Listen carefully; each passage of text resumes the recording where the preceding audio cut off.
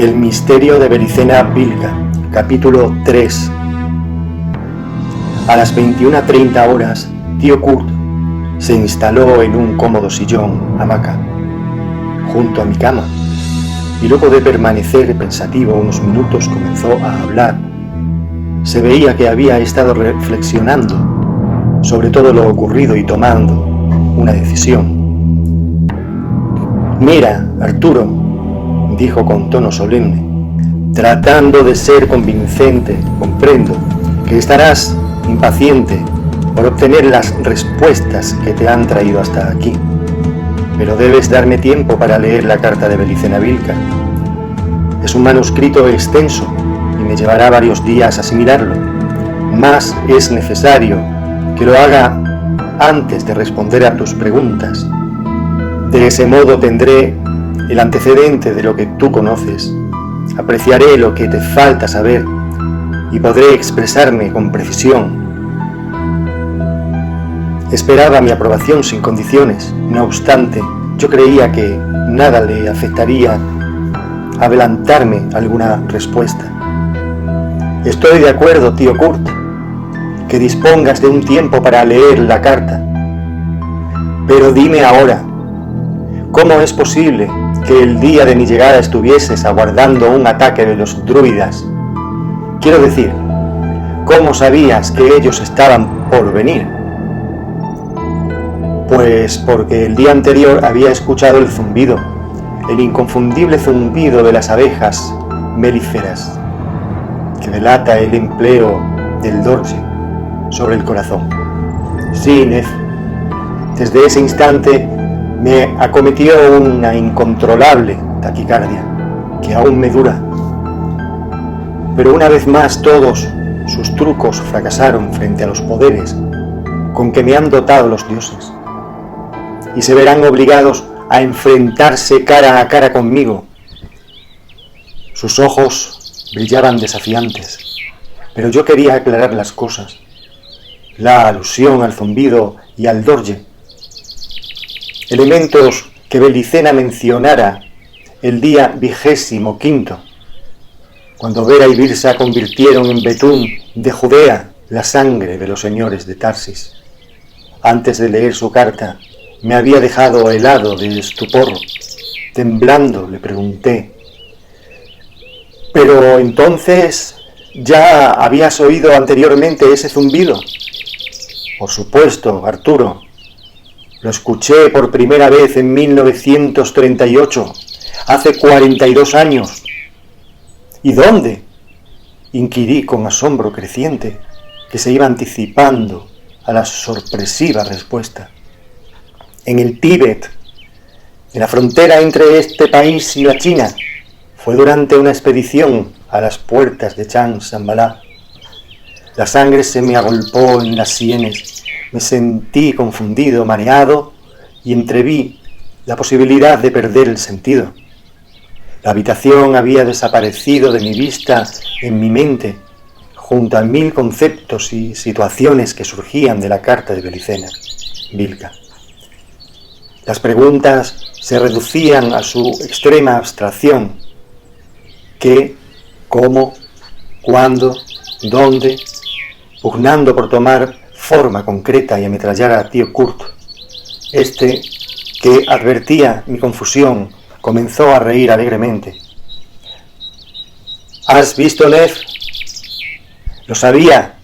Será imposible que logres comprender nada de la manera como propones el diálogo. Todo te lo diré, no temas. Pero para que puedas aprovechar mi experiencia, para que puedas comprenderla, lo mejor es que conozcas un resumen de mi vida. Te lo repito, espera hasta que lea la carta, luego te relataré mi pasado, y entonces sí tendrán consistencia tus preguntas y adquirirán sentido mis respuestas». Empero, prosiguió, «como veo que tu impaciencia no es pequeña, te daré algo en que pensar durante estos días. Si no he entendido mal, tratarás de hallar una orden esotérica que presumiblemente existiría en Córdoba, una orden de constructores sabios, una orden dedicada al estudio de la sabiduría hiperbórea? Asentí con un gesto. Pues bien, Ned, yo estoy en condiciones de afirmar que muy posiblemente dispongo de noticias precisas sobre dicha orden. Y no solo sobre ella, sino sobre el misterio iniciado que le ha fundado. Aquello era lo último que hubiese esperado escuchar, y, nuevamente, los labios permanecieron sellados mientras en la mente los interrogantes se formaban a gran velocidad. Pero tío Kurt no me dio tiempo a preguntar. «Te lo probaré», dijo mientras desataba un paquete que había traído disimulado en su campera. Indudablemente tío Kurt no tenía intenciones de referirse a ese punto, a menos que mi impaciencia lo obligase, y por eso había ocultado aquel envoltorio. De no ser necesario, no lo habría mostrado en ese momento. Al concluir, quedó entre sus manos un libro de voluminoso aspecto, cubierto con gruesas tapas forradas en tela roja. Sosteniéndolo frente a mis ojos, lo abrió y quedó al descubierto la primera hoja. En ella se anunciaba en primer término el título de la obra y el nombre del autor: Fundamentos de la sabiduría hiperbórea, por Nimrod de Rosario. Más abajo, una inscripción daba indicios sobre la filiación del libro: Orden de Caballeros Tirodal de la República Argentina. Cuando hube leído aquellas escuetas frases, tío Kurt dio vuelta a la hoja y me señaló una carta a los elegidos, que se hallaba inserta a modo de prólogo, al final de la misma. 3 hojas después, se concretaba la firma del autor, Nimrod de Rosario, y la siguiente indicación: Córdoba, agosto de 1979. 6 meses, exclamé. Solo 6 meses que fue publicado. ¿Cómo, tío Kurt? ¿Cómo demonios llegó a tus manos? ¡Ja, ja! No precisamente por voluntad del demonio, sino a mi buen amigo Oscar, quien falleció hace solo 3 meses y se llevó el secreto a la tumba. Aquí se puso serio. Al notar el desencanto en mi rostro, sé que esta parte de la noticia no va a causarte ningún agrado, pero es preferible que conozcas de entrada la verdad.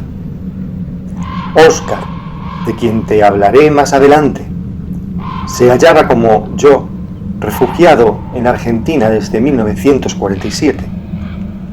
Al igual que con tus padres y otros camaradas, solía encontrarme con él un par de veces por año. Luego esos encuentros secretos, cada uno regresaba a sus tareas habituales. Ni cartas, ni teléfono, nada nos debía vincular si es que deseábamos continuar libres. A mí ya se sabía que me perseguía una organización secreta cuyas órdenes decían sin dudar: ejecutar donde sea hallado. Pero el caso de Oscar era distinto. A él lo buscaban oficialmente para ser juzgado por crímenes de guerra, y el reclamo lo hacía la Unión Soviética, puesto que Oscar Feil era oriundo de Estonia. Pero Oscar, que pasaba por inmigrante italiano con el nombre de Domingo Pietratesta, había contraído matrimonio en la Argentina y tenía una hermosa familia a la que se debía proteger por sobre todas las cosas. En su caso, no había ni pensar la posibilidad de dejarse atrapar por el enemigo. Por eso, extremábamos las precauciones para reunirnos cada 6 meses. Y es que tampoco podíamos dejar de unirnos, pues ambos éramos entrañables camaradas, no solo desde la guerra, sino desde muchos años atrás, desde la época en que juntos cursábamos la escuela Nápola. Ah, Oscar, Oscar, suspiró tío Kurt. Un amigo para más de una vida. Una compañía para conquistar cielos e infiernos. Un camarada para la eternidad. Pero él murió, dije balbuceando, para traer a tío Kurt a la realidad. Se quedó un instante en silencio. Al fin pareció reparar en mí y continuó con su relato. Sí, Ned, Oscar falleció hace 4 meses, de muerte natural. Según todas las versiones, pero no se me oculta que pudo haber sido asesinado. Sea de su muerte lo que fuere, su esposa jamás denunciaría públicamente la verdad. El futuro de los 3 hijos de Oscar lo obligaría a morderse los labios antes de hablar, de manera que ignoro con certeza lo que ocurrió, ya que por obvias razones no podré acercarme a su familia hasta pasado un tiempo más bien largo, 1 año o más. Pero vayamos a lo tuyo, Arturo, dijo con energía, luego de suspirar profundamente, como despidiéndose de su amigo muerto. Hace unos 18 meses, más o menos, nos encontramos en la provincia de Jujuy, en el hotel provincial de Tilcara. Ambos pasábamos por turistas que visitaban el famoso Pucará. Allí lo noté muy excitado y feliz. Había hallado, me dijo entonces, a quienes poseían un contacto directo con la fuente de la sabiduría hiperbórea, es decir, con la misma fuente que nutría la sabiduría de nuestros instructores iniciados de la Orden Negra SS. De acuerdo a Oscar, luego de 35 años de tinieblas democráticas y judaicas, surgía nuevamente la luz espiritual del sol negro. Sí, después de 35 años, durante los cuales el enemigo vertió toda clase de calumnias sobre la sabiduría de la orden. Y después de que cientos de impostores, a menudo mero personal subalterno de la SS, que ignoraba los secretos de la orden, sembrase la confusión sobre la enseñanza iniciática que en ella se impartía. En Córdoba, me explicó Oscar, había aparecido un gran iniciado que se hacía llamar Nimrod de Rosario, lo que de Rosario era, al parecer, para diferenciar su apodo del Nimrod histórico, un rey casita que vivió 2000 años antes de Jesucristo. Pero esto era anecdótico. Lo importante consistía en que aquel iniciado dominaba todas las ciencias de Occidente y en especial la sabiduría hiperbórea, en un grado tan alto como Oscar no había visto nunca fuera de Alemania, y desde los últimos días de la guerra, 35 años atrás. En verdad, habría que remontarse a aquellos días y a los hombres que dirigían secretamente la Orden Negra, en particular Konrad Darstring, para hallar un iniciado equivalente. Por lo menos esa era la opinión de Oscar. Claro, fuera de las inevitables comparaciones y de aquello que tenían en común, existían diferencias abismales entre Nimrod y nuestros antiguos instructores. Desde luego, ninguna diferencia había en cuanto al honor o a la sabiduría hiperbórea en sí. En este terreno todo era análogo a la SS. Pero ya no estábamos en los días del Tercer Reich y la SS, y es lógico que la organización a los partidarios de la sabiduría hiperbórea, Nimrod, se haya visto obligado a contar con aquello que la realidad de 1979 le ofrecía.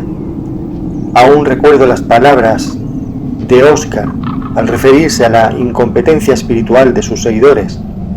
Créeme, Kurt, que a Nimrod Le hace falta una selección racial como la que se practicó en Alemania y de la cual surgimos nosotros. Lo sé, ya no estamos en Alemania sino en el mestizo tercer mundo. Solo estoy planteando una posibilidad imposible, un juego de imaginación. Es que me apena observar cómo sus esfuerzos caen en vacío, son desaprovechados por gente que no consigue desprenderse del siglo. No obstante, y sin rozar ni remotamente la disciplina de la SS, ha conseguido formar un importante grupo de apoyo que le permite desarrollar su estrategia con personas salidas del esoterismo tradicional, especialmente muchos que comprendieron que la iglesia agnóstica de Samael Aun Weor es una secta sinárquica más, y otros procedentes del nacionalismo argentino, vale decir hombres con formación política nazi-fascista. Con ellos formó la Orden de Caballeros Tirodal, en la cual se otorga una iniciación hiperbórea, con todo semejante a la que recibimos nosotros en la SS. Pero la iniciación hiperbórea, que es la primera de las tres que refiere la liberación espiritual y el regreso al origen, prosiguió Óscar, solo puede ser administrada por quien exhiba la segunda iniciación, es decir, por un pontífice hiperbóreo. Nimrod es, por lo tanto, un pontífice hiperbóreo. Cómo obtuvo su segunda iniciación nadie lo sabe, pero tú y yo conocemos muy bien que solo los superiores desconocidos, los señores de Venus, los dioses hiperbóreos, lo conceden. Naturalmente, para cumplir con su misión, este iniciado se ha prefabricado un pasado lo más consistente posible, valiéndose para ello de su irresistible poder sobre la estructura ilusoria de la realidad. Mas esto no nos interesa, su pasado y las contradicciones que en él puedan ser probadas, solamente interesa al enemigo. Para nosotros, querido Kurt, lo cierto, lo innegable, es que su sabiduría proviene de una fuente irreprochable, los señores de Agartha. ¿Y cuál es su misión?, se preguntó Óscar. También es un enigma. Parece estar ligada a la búsqueda de determinadas personas a las que habría que orientar estratégicamente para cumplir un papel en la próxima guerra total. Todo su esfuerzo está puesto en esa búsqueda, mas no creo que haya tenido suerte, pues, como te decía, sus colaboradores no son los más indicados para la práctica de la alta magia. De hecho, hay muy pocos iniciados en la Orden Tirodal y ninguno responde a las exigencias de la misteriosa misión. Esta aseveración no es una presunción subjetiva, sino una confidencia del mismo Nimrod. En efecto, cuando me entrevisté por primera vez con el pontífice, que demostró poseer el poder de leer las runas iniciáticas, me felicitó por el grado alcanzado en la Orden Negra, pero evidenció un visible desencanto. Frente a mi sorpresa, se disculpó enseguida y me explicó cortésmente que al recibir a un elegido por primera vez, siempre abrigaba la esperanza de que fuese uno de aquellos que cumplirían la misión dispuesta por los dioses. Este comentario me aclaró todo y comprendí en el acto que yo obviamente no era uno de aquellos a quien Nimrod aguardaba. No obstante, me trató con camaradería y ofreció participar de la orden, realizando funciones en extremo reservadas que en nada harían peligrar mi posición. Acepté, por supuesto, y aproveché su confianza para indagar algo más sobre la desgraciada búsqueda de los elegidos aptos para llevar a cabo los designios de los dioses, búsqueda que sería casi imposible en el infernal contexto de la época actual. La clase de gente que usted busca, Nimrod, es de calidad superior a los iniciados de la Orden Negra SS. No se trata de calidad, sino de confusión estratégica, señor Pietratesta. Tal vez, si se considerase trasplantar a uno de aquellos iniciados del castillo de Wewelsburg a esta época, sin que experimentase el paso del tiempo, tendríamos a un camarada apto para la misión, pero ahora ciertamente no tenemos un hombre semejante. Nuestros mismos iniciados podrían ser aptos para la misión si asumiesen completamente la iniciación y dominasen su naturaleza anímica, si se decidiesen a ser lo que son. Mas es difícil, muy difícil, que los hombres espirituales de esta época cuenten con el valor necesario para dejar de ser lo que aparentan y sean definitivamente lo que en verdad son. Sin embargo, los dioses aseguran que existen hombres capaces de tal valor, que se deben mantener abiertas las puertas del misterio hasta que ellos lleguen o los que están se transmuten. Y esta certeza es la que nos da fuerzas para seguir, camarada Pietratesta. Me hallaba en una casa de la ciudad de Córdoba, aclaró Óscar, perteneciente a la Orden Tinodal. En la amplia habitación, amueblada como oficina tras un imponente escritorio, estaba sentado Nimrod, observándome atentamente. Al final abrió un cajón y extrajo un libro de tapas rojas.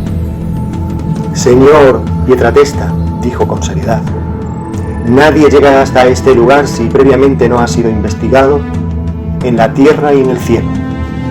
Usted ha satisfecho los requisitos y por eso le ofrecemos esta oportunidad: ingresar a la Orden Tinodal y convertirse en uno de sus iniciados. Todos los que ingresan deben realizar los mismos actos, que son muy sencillos. Básicamente consisten en comprender y aceptar los fundamentos de la sabiduría hiperbórea, los que para beneficio de los elegidos hemos sintetizado en este libro. Me alargó el libro rojo. El mecanismo de ingreso exige que usted lea este libro y decida si comprende y acepta su contenido. Si la resolución es positiva, queda inmediatamente incorporado a la orden y adquiere el derecho de acceder a los otros 13 libros, que componen la segunda parte de los fundamentos y contienen la preparación secreta para la iniciación hiperbórea. Si la respuesta es negativa, si no comprende o no acepta los fundamentos de la sabiduría hiperbórea, solo tiene que devolver el libro y abstenerse de hacer copias para quedar desvinculado de la orden. Debo advertirle, dijo con tono de amenaza, que la falta a esta condición es castigada severamente por la orden.